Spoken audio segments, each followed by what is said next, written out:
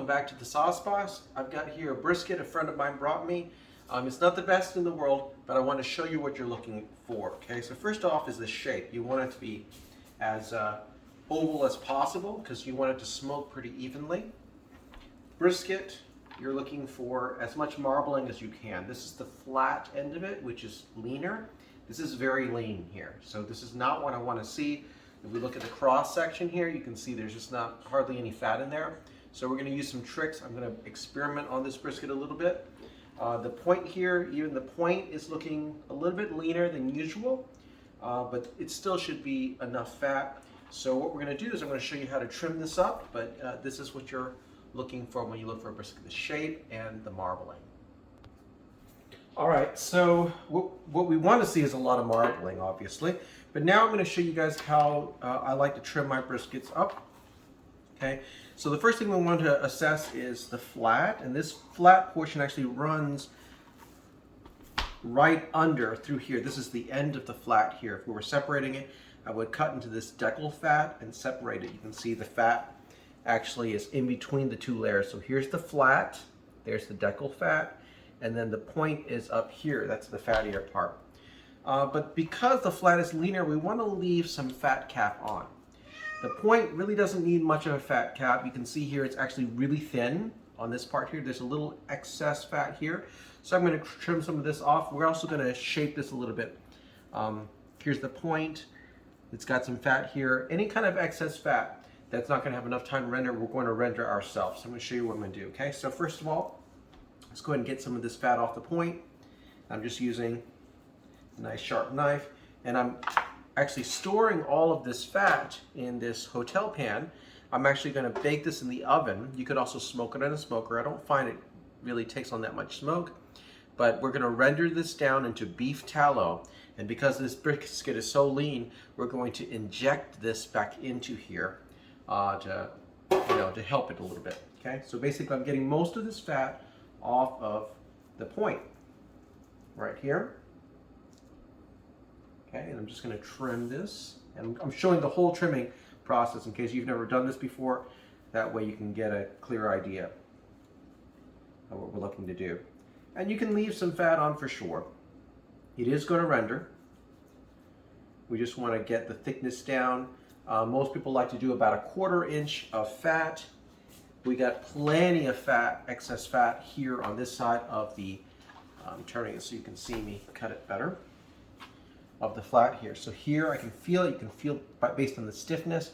So we're really going to come in here kind of aggressively. We don't want to reveal the meat. That's the most important thing. You want to make sure that you're leaving at least that 1/4 inch of fat. Better safe than sorry. Because the reason that brisket is so difficult to cook is because you have those two types of meat. You've got the flat and you have the point. And the flat is very lean and thin, as you can see, while the point is much fattier and thicker. That means that you have no choice but to actually smoke it for quite a long time if you're smoking it all in one piece. So this is why this is one of the hardest pieces of meats to actually barbecue properly and effectively. Okay?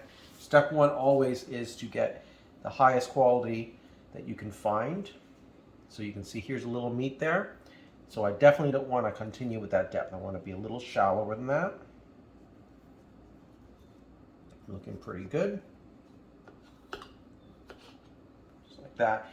And you could, of course, do this more aggressively if you wanted to, but I like to actually leave more fat than I need on it. Just a little bit. I like to be a little bit on the thicker side. It protects the meat, and it also will render down with a slow smoke, so most of that will be okay. We just want to make sure it's not too thick. This is still a little thick in this part right here. And we're not wasting any part. All of this is going to become beef tallow. And if you haven't done it, you really need to experience just how delicious beef tallow is. And it's so easy to make. Literally, we'll turn our oven to about 325 degrees or so, 350, and we're just going to let it render in there for a few hours. Usually it takes about 2.5 to 3 hours to fully render down at that temperature. And you can use it for lots of things. Really quite delicious. So I've got a little extra fat on this side here, and I can feel it. Notice I'm really just prodding, feeling the meat, letting the meat tell me how it wants to be trimmed. You'll hear people talk about trying to achieve this kind of race car shape, and that in general that's a really good thing. Aaron Franklin talks about that. I did try his brisket, by the way. It's from Austin, Texas, and let me tell you, best brisket I've ever had in my life. Really, really amazing. So if you're ever in Austin, it's worth the line. Wait in line and get that brisket. Okay, so I have achieved a brisket that is extremely tender, just as tender and juicy, but I haven't figured out exactly what he's doing. He's leaving something off his recipe. I know that, because there's kind of an extra flavor profile in his brisket that I don't taste in anyone else's brisket. So he's not telling us 100%, but I can't blame him. I probably wouldn't either. All right, so we're getting pretty close already. I'm going to take a little bit more of this off here. Let's see. Just come under here. You want to keep the fat in tension as you're cutting. Obviously, cut away from yourself. Very easy to cut yourself when you're trimming. And of course, it really helps to have a very sharp knife. I'll do another video sometime. I've had some requests on how I sharpen my knives. And that way you can see how I like to do it. Okay. Getting there. Just a little bit more off of this section here. That's looking pretty good. You can see right there the meat's under there, so I'm not going to go any further there, but I got a little bit more room here, a little bit more room here.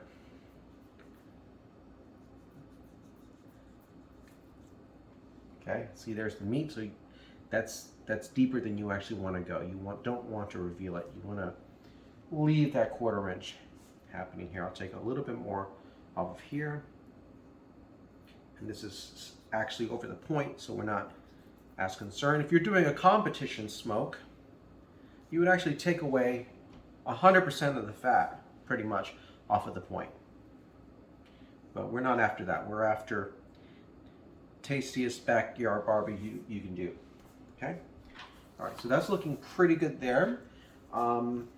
This is already pretty thin here, so I'm going to leave that. Normally I trim a little bit off of this part of the flat too, but this is a pretty lean one and it's not very thick, so I'm going to leave it there.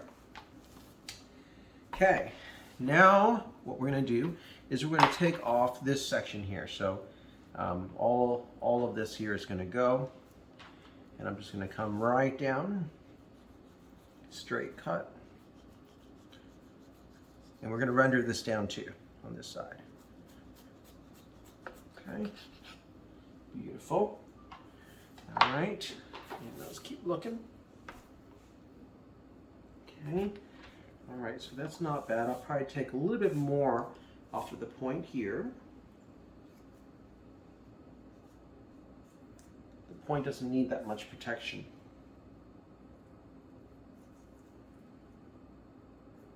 We're also going to talk about how barbecue works, why it works so darn well. I like the science part of it because I feel like if you understand kind of that part, it really helps you to, create your own techniques. And I have some very unique techniques I use that I've not seen anyone else use. I'm going to actually show you those secrets in this video, so you definitely want to keep watching. You can do this with venison too, the tricks I'm going to show you. But basically, meat is composed of meat, the muscle tissue, collagen, and fat, okay? And beef is very high in collagen, in particular the brisket cut. Collagen is this connective tissue that tends to be kind of chewy and not good eats. Collagen starts to melt into gelatin around 160 degrees and up, especially when you approach 200 degrees. The thing is this: collagen, when it melts into gelatin, will actually emulsify with fat, and as you keep cooking it, it will reabsorb into the meat. The collagen in the form of gelatin is what draws the meat, the fat back into the meat. So here's my secret. You ready for this? in order to make this cheaper cut even more delicious, we're going to introduce additional melted collagen in the form of gelatin, and we're going to also we're going to introduce this fat that's from it, and we might even add some additional fat in as well because it's so lean, right? So this is a trick I've used with venison. Venison is very lean, it doesn't have much fat, and it doesn't have much collagen, which is very unusual because usually animals that move a lot, muscles that are used a lot, develop a lot of collagen, but deer meat doesn't work that way. I'm taking away some of this deckle fat here. Sometimes you'll cut into it deeply. I'm going to leave this part pretty level in this particular cut because it's not really this massive deckle. But anyway, so what you can do with venison is you can do a braise, sear it, and then slow cook it. But then what you do is you add gelatin. I like to use packets of unflavored gelatin, and then you introduce fat. It could be butter, it could be bacon, it could be beef tallow, it could be pork lard, it could be any kind of fat, duck fat if you want. Anything goes. And you slow cook that, and you're going to find that it becomes just as tender as roast beef or roast pork that's done beautifully. Okay, so it's a really cool trick. I've never seen anyone do that before. I've never heard any chef talk about that.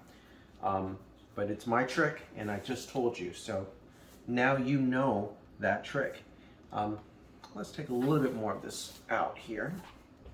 And you can kind of cut in a triangle, a little angle, to get into this without cutting the meat. So I'm going to do a cut just like this, just to get a little bit more of this deckle fat out. I don't want to take too much out because I'm not separating these two pieces. Sometimes I will separate the flat and the point, especially if I decide I want to sous vide cook the flat. And I do that sometimes if it's a very thin flat. Okay, so I've got some of this deckle out. Let's take just a little bit more out. Just like that. And I'm not going to edit out any of this trimming portion because I know that this is the most intimidating part to a lot of people. And it's really important to understand how to do this and not mess up your meat. Okay, maintaining the right balance of fat. Okay, because fat is our friend here. That fat rendered down is what makes this juicy at the end. Okay, and that's looking pretty good. Okay, so we got an indention here. That's going to be okay because this fat actually keeps running in between the two layers. We got this here. We could trim this out just a little bit, but I'm actually going to leave this. It's adding a little bit of protection for the underside, which is where the smoke and the heat's going to come from. Now we're just going to inspect and see if there's any more shaping we want to do. Sometimes I'll round the corners on this, but these are not terribly thin, so I'm going to leave those corners, understanding that the corners will be a little bit drier in the end. Looking at this end here, this is the point. Okay, and the point is what becomes the burnt ends when you do the cook. And we're going to trim this up just a little bit. It's not terribly too thick here, but we'll go ahead and trim that up a little bit, just like that. Let's get this trimmed up a little bit here as well.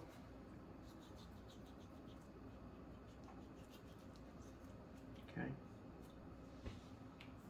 a little bit more here.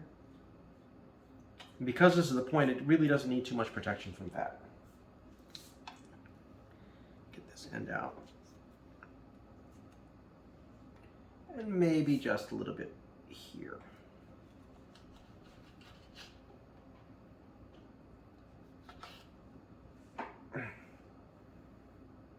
So I tend to leave a little bit more on than a lot of people, but that's because I prioritize juiciness and tenderness. You know, I really despise having dry, unpleasant meat. Okay. And I'm going to take off just a little bit more here.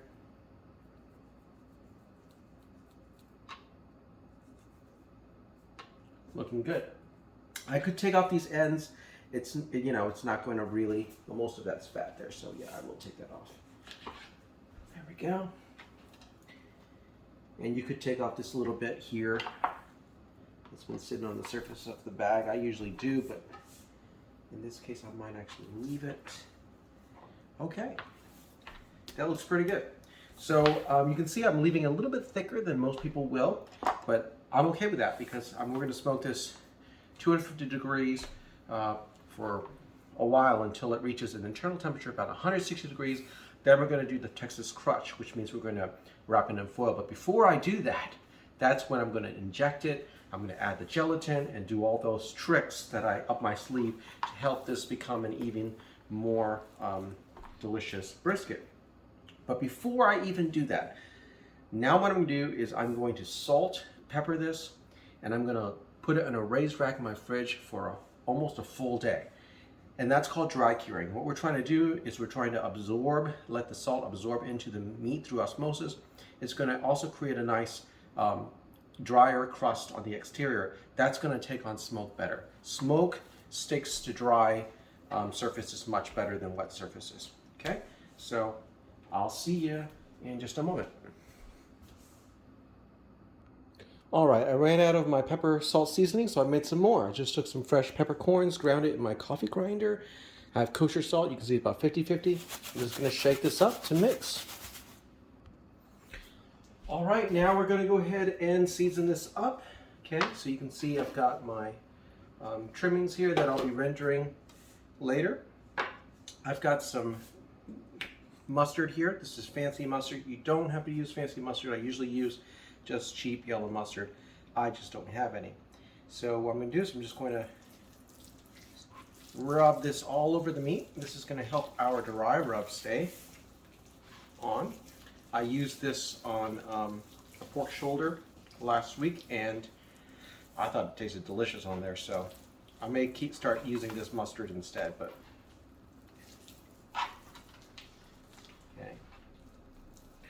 okay, looking good.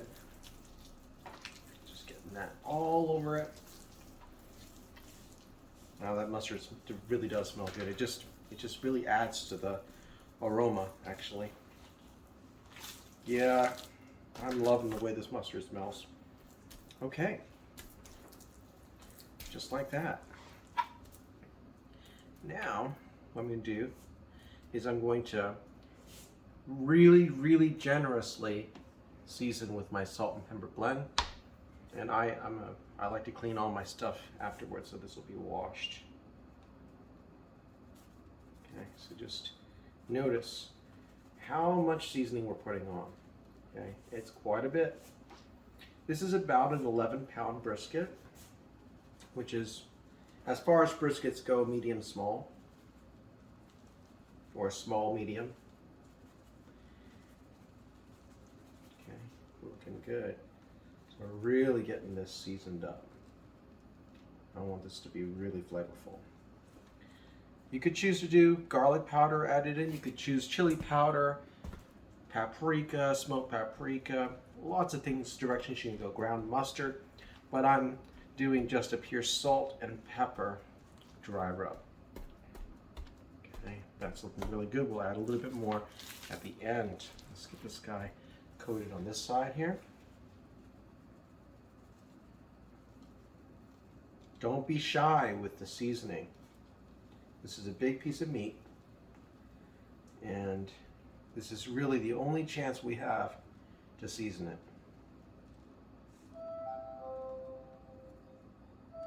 Looking good. Oh yeah. That's one thing you can taste in Aaron Franklin's brisket, by the way. It's a lot of salt. He actually used more salt than I do. I can taste it in his recipe. But that's not all he uses, and maybe one of these days I'll figure out what he's doing. Okay. Beautiful, look at that. See, that's what you're looking for. But of course, we want all exposed sides seasoned. So I'm going to even turn this to the side and get this seasoned up here too. I don't want anything left unseasoned, no surface left unseasoned. Okay, because this is really about maximizing flavor. Anything at all. Boom. Just like that. Let's get this guy tilted. Get this seasoned up on the end too. Yeah. And then we'll turn it to this side. Get this edge seasoned up.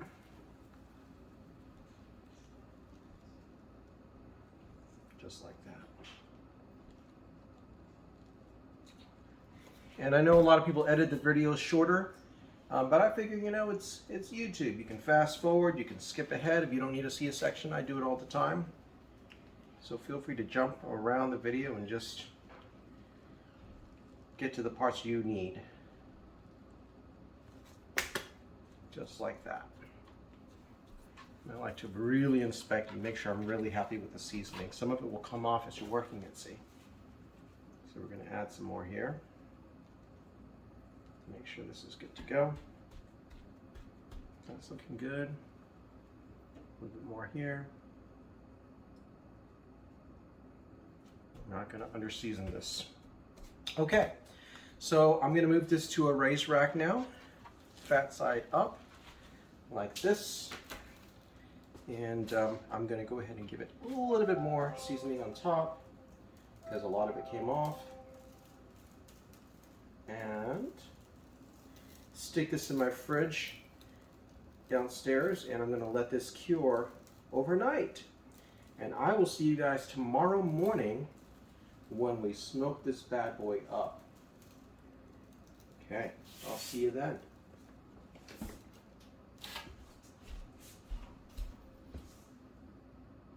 All right, welcome back. It's the next morning now. I've got my smoker running, and we're going to actually try something a little different here.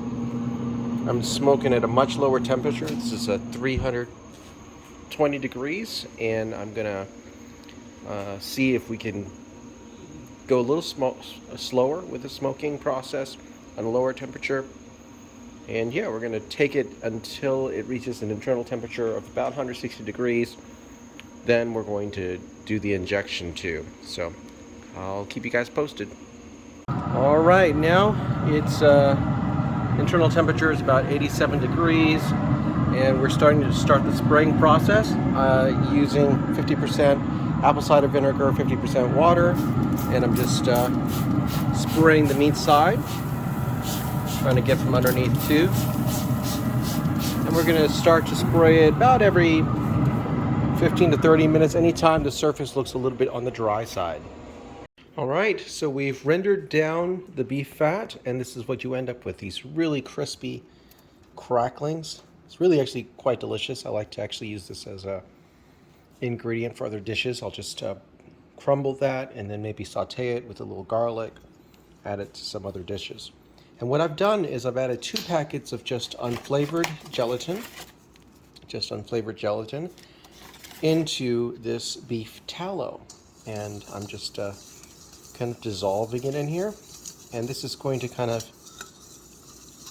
gelatinize this a little bit more, and this is what's really going to allow it to absorb into the meat. So anyways, I will add this to the brisket once it's ready to wrap.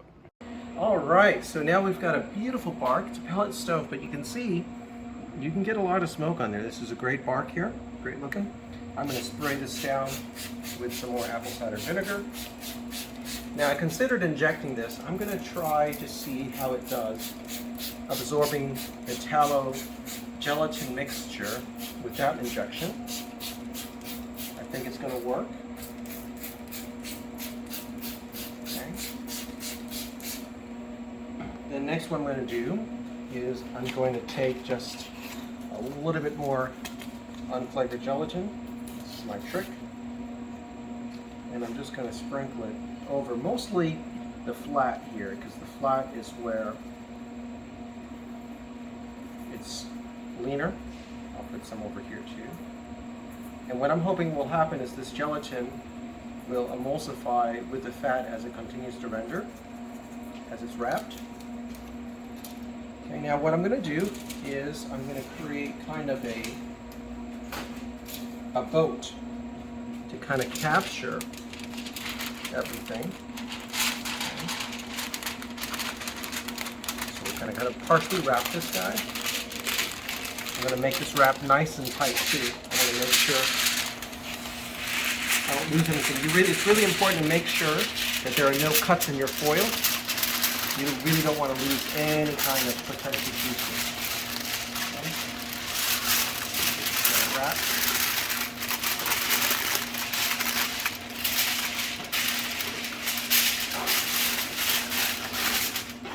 Okay, so now you can see I've got kind of a bowl here.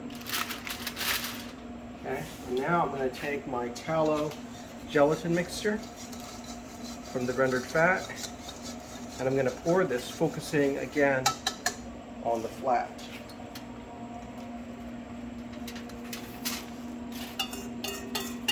This is what naturally happens as the brisket cooks anyways, but this is just going to increase the amount of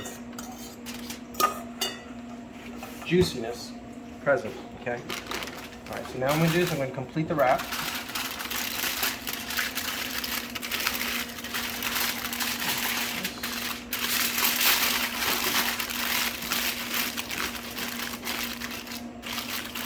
I'm going to come up over the top with just a little bit more foil.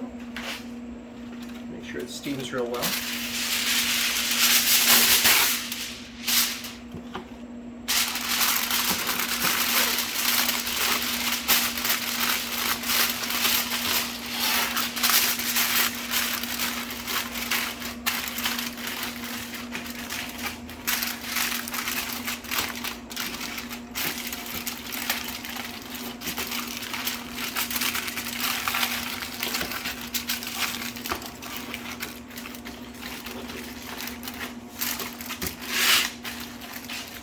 Okay, so why foil over the butcher paper method?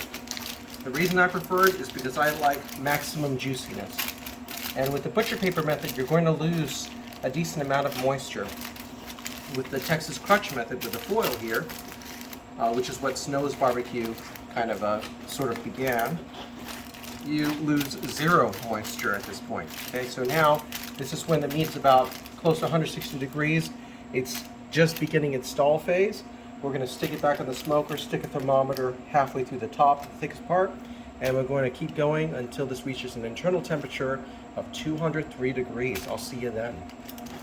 All right, I'm excited. We're about to reveal the brisket. It's been resting in my oven, nice and wrapped up. I can still feel it's quite warm, but it's been resting for a little, 3 hours.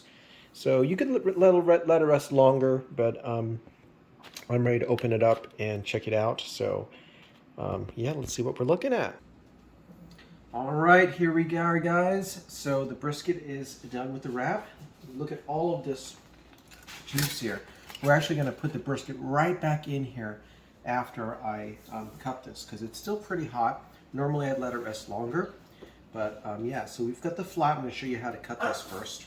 First thing we're going to do is we're going to separate the flat from the point. So that's just about, they overlap a little bit, so you're going to kind of mix it. All right, let's take a look and see what we're looking at. Oh, look at that, guys. Get a close-up of that. You see that? Oh, yeah, look at that. I'm not going to squeeze it because I like this. I like to keep the juice right there, but that is looking crazy juicy. Do you see that? Now let's actually get a piece of this flat here. Take it from the end. I'm going to try it. This is going to be the driest part of it. And this one was a lean cut. So I can tell already it's super tender. Let's pull it apart really easily. Let's see how it tastes. Oh, wow. Holy cow. So this, whoa, that's delicious. Whoa.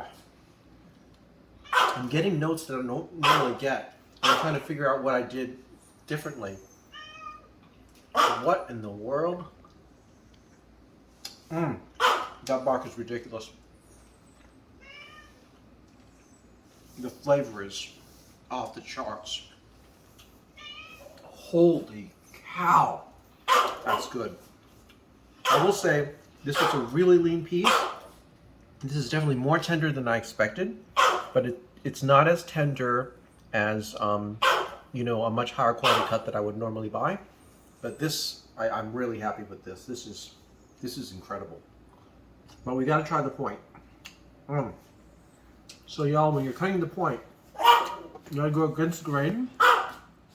So we're gonna cut it this way, like this. Okay. And let's go ahead and take cut from this end here. Oh man, that's gonna be ridiculous, y'all. That's gonna be ridiculous.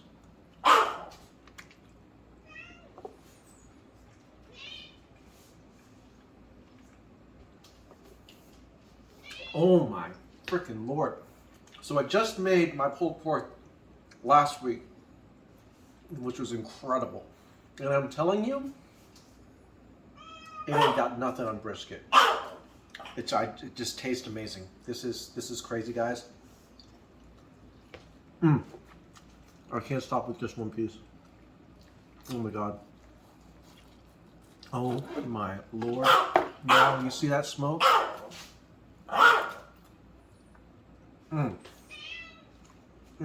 And this is the driest part on the outside. It's literally melting. Yeah. All right, y'all. Yeah. I like brisket. I wish you could have some. Try it out, guys. Let me know how it turns out.